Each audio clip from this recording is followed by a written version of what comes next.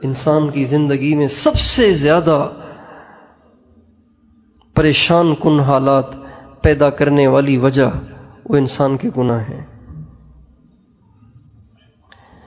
یہ ایسا ناسور ہے، یہ ایسی مضر چیز ہے، یہ ایسی موذی چیز ہے کہ اللہ تو انسان سے روٹھ ہی جاتا ہے، دنیا بھی برباد ہو جاتی ہے۔ اس لیے انسان کو چاہیے کہ ہمیشہ ہمیشہ گناہوں سے بچے۔ اللہ تعالیٰ فرماتے ہیں ان تجتنبوا کبائر ما تنہون عنہ نکفر عنکم سیئاتکم وندخلکم مدخلا کریما۔ جب تم کبیرہ گناہوں کو چھوڑ دو گے تو اللہ فرماتے ہیں پچھلی کوتاہیاں معاف کر دوں گا، تمہاری بری عادتوں کو اچھا کر دوں گا، اور میں تمہیں عزت والی جگہ میں داخل کر دوں گا، یعنی جنت میں۔ اور یہ گناہوں کا ایک اثر تو یہ ہوتا ہے کہ انسان اللہ سے دور ہو جاتا ہے، فاصلے بیچ میں آ جاتے ہیں۔ ایک اثر یہ ہوتا ہے کہ زندگی اجڑ جاتی ہے، زندگی کا سکھ چین لٹ جاتا ہے، اپنے بھی ناراض ہو جاتے ہیں، روٹھ جاتے ہیں، بے وفائیاں کرنا شروع کر دیتے ہیں، اور انسان کے لیے زمین تنگ ہو جاتی ہے، وہ کہتا ہے کہاں جاؤں۔ یہ اس کے اپنے کرتوتوں کی سزا ہوتی ہے۔ اور تیسرا گناہوں کا نقصان یہ ہوتا ہے کہ انسان سے نیکی کی توفیق سلب ہو جاتی ہے، نیکی کی توفیق اس سے سلب ہو جاتی ہے۔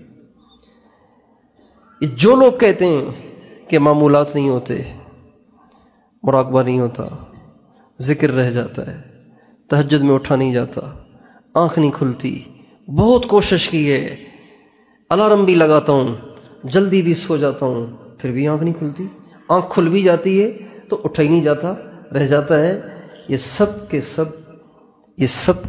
کی سب باتیں گناہوں کی نحوست ہیں۔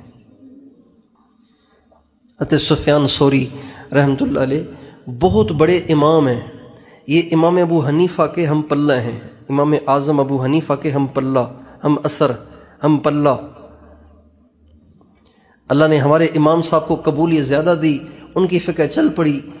حضرت سفیان ثوری بھی، ان کی بھی ایک فقہ تھی، وہ بھی امام مجتہد تھے، لیکن ان کی فقہ آگے چل نہیں پائی۔ امام اعظم کی فقہ کو اللہ نے ایسی قبولیت دی کہ اب بھی چل رہی ہے۔ حضرت سفیان ثوری بہت بڑے اللہ والے بھی تھے، شیخ کامل بھی تھے، اور امام مجتہد بھی تھے۔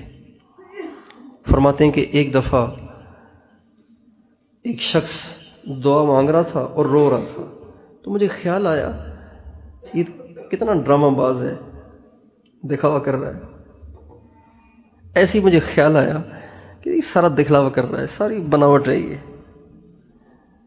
کہتے ہیں یہ بات تو رفع دفع ہو گئی، میرا تو اس طرف دھیان ہی نہیں گیا کہ مجھ سے کوئی بہت بڑا جرم ہوا ہے، بس چلتے چلتے بدگمانی آئی گئی ہو گئی۔ لیکن اس بدگمانی کے گناہ کی نحوست سے 6 مہینے میں تہجد سے محروم رہا۔ کتنے مہینے؟ 6 مہینے۔ جو گناہ کرے گا نیکیاں نہیں کر پائے گا، جو گناہ کرے گا اللہ کو راضی کرنے والے اعمال نہیں کر پائے گا، جو گناہ کرے گا اللہ سے دور ہو جائے گا، جو گناہ کرے گا اجڑ جائے گا، جو گناہ کرے گا بے سکونی کا شکار ہو جائے گا، جو گناہ کرے گا سب کچھ کے ہوتے ہوئے بھی وہ اپنے آپ کو نہتہ محسوس کرے گا، جو گناہ کرے گا وہ سب کے ہوتے ہوئے بھی اپنے آپ کو تنہا محسوس کرے گا۔